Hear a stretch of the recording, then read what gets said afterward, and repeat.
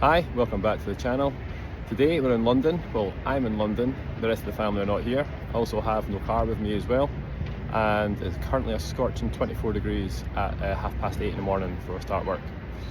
Down here for a couple of days. I am currently looking at doing a bit of work, but also taking a bit of interest in the EV charging scene in London as well.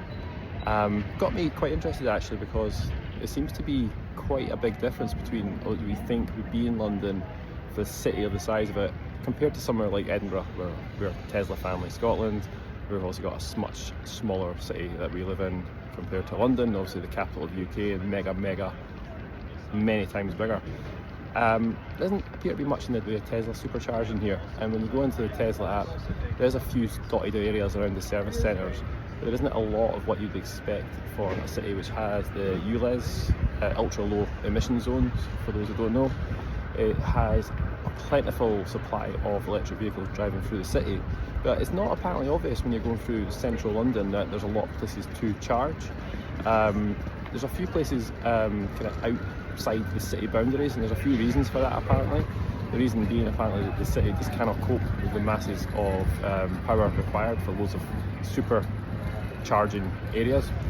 So there is a lot of kind of smaller ones around kind of petrol forecourts, like the smaller ones like your BP Pulse and all other companies. And if you go into the Zap Map app, it looks like London is pretty well covered. However, for a Tesla owner, and that's the main focus of this channel at the moment, if you're looking to use a Tesla Supercharger, your options are pretty limited. And I'm going to explore one of the sites today, which is near the O2 Arena, formerly the Millennium Dome. There's a Tesla Supercharger there. It's not a branded Tesla charger. The nearest one to that is in Canary Wharf, which is locked away in a car park, secured access one there, so we can't access that. But I'm going to take a quick peek along there and give it a bit of a review. So I'll see you in a few minutes.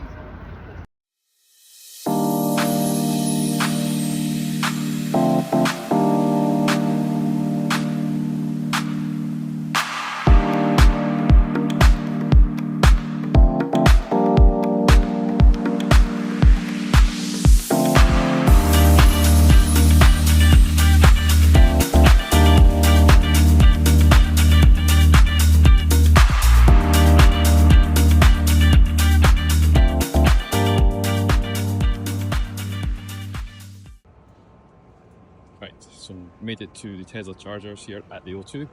Superchargers are here, about 12 or so. Mostly in use, quite busy little site. They're just right next to the, can't see it quite, the O2 Arena. It's just behind there. It's probably one of the best views I've seen at a supercharger site before. Lots of money, lots and lots of money in there. Tesla, need to get more chargers in London. Come on.